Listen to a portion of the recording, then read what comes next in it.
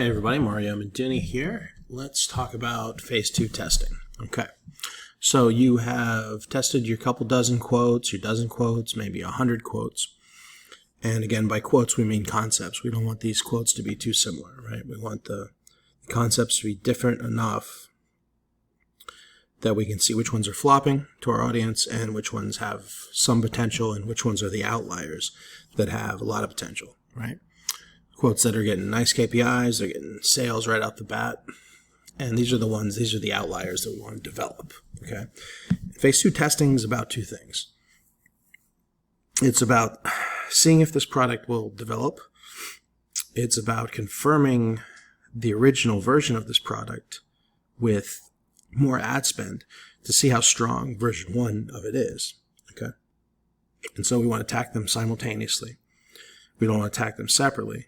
If we attack them separately, a good example would be, let's say you tested an original concept in the last 2 weeks of August, which were super slow, okay? And then it still showed pretty decent KPIs, and you decided to develop it in October or November, all right? And so the new versions get better results, but that doesn't mean that if you hadn't run the original version alongside with it, especially at a higher spend to buy more data, that the original version might do better. Your new variations might actually be worse. So we have to test them on the same days because we want to keep as limited variables as possible so that we can see if we're making improvement, okay? Okay, so after you've tested your quotes, your concepts, right? Maybe it's a dozen, 2 dozen, 3 dozen, maybe it took 100, okay? Whatever it takes to find these outliers. You're probably going to identify your best, like 1 to 3 performers. On our last couple $100,000 winner in the slowest month of the year, it was 2 outliers out of, I don't know, 20 or 30 quotes. And one of those concepts developed and the other one just didn't, okay? Okay, so to develop these, I like to take a 3-prong approach, okay? Again, we're going to spend more money on the original version. We'll call that OG or version 1, right? So basically, I'll just dupe it into another campaign at double the budget, sometimes triple the budget if you're, wanting to buy more data faster, and especially if you're using low-budget testing. At the same time, you want to attack this concept from at least 2 angles. And you want to do those angles as separate as possible so you're not doing too many variants at the same time. You want to be able to make black and white conclusions or theories about whether or not what you're doing is improving upon the KPIs and conversions of the original, or it's not doing as well. Okay, so you want to run, let's say you're going to do 10 variations, which I think is kind of the minimum, right? If you're really finding a concept here that you want to develop out, you spent a few thousand testing, you made or lost a few $100 on your testing, you finally find a concept that, is really worth it. We want to buy as much data, as many variants as possible of this so that we can get to scale. Every day we're not at scale, we're potentially losing, thousands of dollars in profit, right? Okay, so let's say you're going to test 10 variations. It means you're going to be running 11 campaigns. You're going to be running one campaign that is the original, a duplication of the original at a higher budget. Okay. You can also run an engagement campaign to that same post ID. That'll help getting the social proof up as well as help beef it up in the algorithm. Okay. Now, so that would make it 12 campaigns if you're going to run an engagement campaign. Right? So you're going to run 11 or 12 campaigns. I like to split out the variables of phase 2 testing to 2 things. 1, purely copy changes, and 2, purely design changes, right? So when we talk about copy changes, the only variable we're changing on the design is simply the words. So for this, I'll usually get copywriters, ideally a couple different copywriters, to do some copy rewrites. And you might get back a few dozen of them. And that's fine. Pick and choose a few from each, or up your game and test, 10 or 20 different variations at once. It really just depends on how aggressive you want to be in developing this concept. Okay. The other angle is to test it from a graphic angle. And in this, we don't want to change the copy. We purely want to change the graphic layout. Depending on the niche, you may use truly graphic design concepts and elements, very flowery borders, a lot of colors, like different things to scroll stop and get the click. Whereas other niches, and you just have to get to know your niches, whereas other niches, that sort of stuff is going to get a higher click rate, potentially, but they're going to be more like curiosity clicks, and I'll cover that in another video. But you think your KPIs are going up from a design point of view, but you're actually going down a false road, because just because you got your click rate up and your cost per click down, you're not getting clicks with buyer intent, and you're not getting clicks based on people that have read the quote and had an emotional reaction. So you're just getting these like fascination clicks, and that's not what we want. Okay.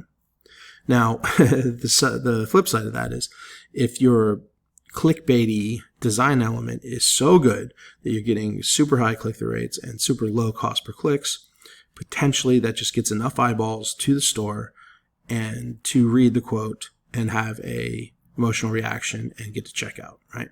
So it's not black and white. It's everything's sort of on a slider until you get the KPIs to line up. And the stronger one KPI is, that means you can carry a weaker KPI on another point. For example, if you're getting cost per clicks of 50 cents, your conversion rate on your website doesn't need to be at 3%. You can probably get away with 1.5% and still be profitable. If your clicks are costing $2, you better have a 3% or better conversion rate at your website, right? So everything's not, every KPI is not in a vacuum, and everybody wants to ask me, hey, what's a good this? What's a good click-through rate? What's a good cost per click? What's a good conversion rate? I can say this is the range, but if I don't know how much buyer intent that click has, I don't know what a good click-through rate is for you. And if I don't know the rest of your KPIs, I can't tell and I don't know the product, I can't tell where there's room for improvement, and the quality of the improvement you've done. Okay. So let's look at a few designs, and I can graphically walk over this part, because this part's just like super important. Okay. It's just like, I can't stress enough that this is how you develop a product. Okay. It should be phase 2 product developing, testing, and development, which I can't spell. Okay, so let's look at some designs so we can see this graphically and you're not just looking at a sheet of text here. Okay. All right, this Drop-a-Spy is like a lighter version of AdSpy and a lot cheaper. I'll put an affiliate link or whatever, a discount link or whatever I can get in the comment section of this video. Okay, so here's a nice simple design. It's pretty recent, 3,000 likes, 2K shares. It looks like it's got something going on. So let's dig into this one a little bit. All right, check out their ad. When I like to spy on an ad, I will go for newest comments. That'll kind of tell you if it's still running. So check this out. Got a comment within the last 2 hours and then within the last hour, right? So this one is currently running, so it's pertinent to what's working right now in this particular niche. This is your store. I apologize. I've seen this store a number of times. It's a successful store. Okay. That's not the tab I wanted. Okay, we'll go over to the page and let's get a look at their ad library and see what they got going on in here. Okay. So it looks like they tried a couple different creatives of this same post. This looks like a piece of UGC they made themselves, where they dragged the necklace down to see if that would work better. And also the lighting is different than it is in this one. And it looks like this is the one that they're scaling, since there's 11 ads running to it. So we can make a fair guess assumption that this is the winner that's currently scaling for them, right? Okay, so if I'm testing in phase 1, I wouldn't do any of this bolding, I wouldn't do any of this, these doily type graphic elements. I want the quote itself to be everything, right? So I might do 50 quotes that all said to my future wife exactly like this. Didn't have any of this bolding, didn't have any of this doily, and the only variable would be this body quote, okay? And after doing those couple dozen or 50 quotes or whatever it is, there's going to be one or two that are outliers, and that's what we're talking about in this video, okay? So we got our outliers, and we'll take our outliers and we will run those two different types of tests, right? We'll have copyright or rewrites, and then we'll do graphic element changes, right? So one graphic element change could simply be to bold important copy, and that's often been pretty important. Another could be literally just adding in like this doily, okay? I mean, that's a little light for a graphic change, but it does add an element. Another is if you have the product itself, the graphic change here between this and this was simply the ad creative. And that comes more into my Creative Sandbox training, but there doesn't say that you have to do this in a vacuum. You could do, for creative tests, you could do a creative test of, you can run a Creative Sandbox and a development campaign at the same time, right? And that'll get you somewhere quicker, of course. Okay. Only problem there is you have the product in hand to do your UGC, unless you're good at Photoshop or something. The problem here will be that you're going to figure out which of the creatives work better, but you won't have all your different variations, which could end up being dozens of quotes and layouts at home yet, right? Okay. All right. So from a copywriting point of view, we're just simply having this quote rewritten. Okay. We could also, from a copywriting point of view, we can make this to my a little smaller and put an adjective in there, like to my amazing future wife, or my beautiful future wife, or my beloved future wife, smoking hot future wife, all that kind of stuff, right? And see which one of those works. So that's an easy copywriting split test. I mean, you could literally just do, if you don't have a copywriter, you could just test 5 new adjectives and see if one of them has better metrics than your baseline, right? But this body quote is more important for the most part, okay? Certain adjectives will really get your click-through rate up, and they can make everything line up for you to be profitable to scale. But a great tweak to this body quote will give you a stronger version of this product, right?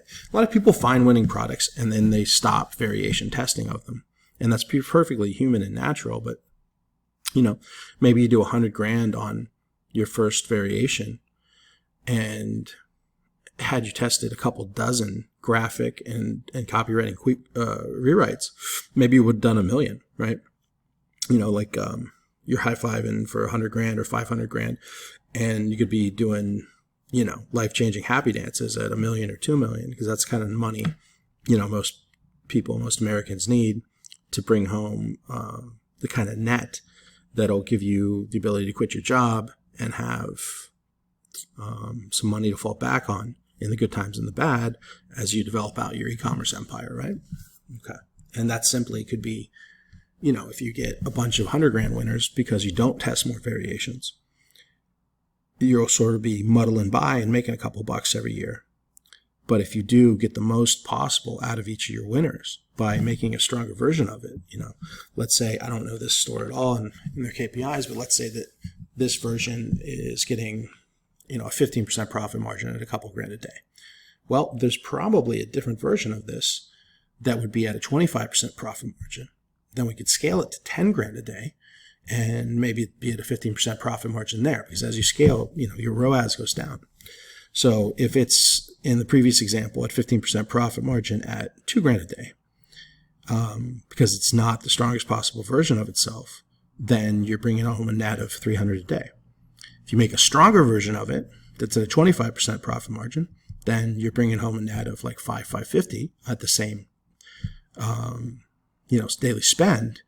But then when you scale it up to $10,000 days, you're bringing home $1,500 a day net. And, welcome to the big leagues, and let's see if you can stay here, right? Okay. So I got a little off topic there. Let's get back to the task at hand of what we have to do here. Okay, so we talked about the approaching it from a copywriting point of view, adjectives, body quote, that sort of thing. From a graphic point of view, some things off the top of my head would be test this on various different dark backgrounds with white writing, possibly white writing, and bolding in an opposing color, right? So that'd be enough to come up with a handful of different variations to do graphics, right? And you can add, doilies and borders and stuff like that in, but you got to be careful in this wife niche. If you add too many graphics to it, you're going to think you're improving it because your click-through rate's going to go up, but your conversion rate will not. It'll go down because you're getting a bunch of fascination clicks and you're getting less read-throughs, and I'll cover that in another video. There's a lot of things you can do to feel like you're improving your KPIs from a graphic point of view, but you're actually getting just curiosity clicks, high bounce rate, and people just aren't reading this quote and having that emotional reaction and going to checkout, which is how this has to flow. Okay. All right. So again, when we get into this developmental stage here, we're going to be running our 11 or 12 campaigns rather. We're going to be attacking this from putting more money into the original version as to see how it does. And we're going to be putting money into graphic variations as well as testing copywriting variations, right? So one other important point. The reason we're going to be running the original and running it at a higher budget is multifold, right? It's partially to see if the original is just strong enough to develop up to a certain level. Also to warm up the ad account and, raise your spend, especially if it's your first winner in this niche, okay? And even if it's not your first winner in this niche, just to keep purchases coming in so you have what they call a cooked pixel, which is really a cooked ad account, an ad account with a lot of data, right? Additionally, from a scientific point of view, it's important that you run, in scientific experience, they call it the control group, right? So it's important that you run the original alongside all your variations so that you're not testing them based on different days, right? So let's say you tested a bunch of concepts in like late August, which is a really slow period, and, one or two of them turned out to be worth development. And then, you waited a month and then tested all the variations without testing the original on the same day. Well, then it's not really, none of them are really an A/B test. You have to be running the original on the same days at the same time as you're running your variations so that you can compare them, how they're doing in that particular day, that particular month, right?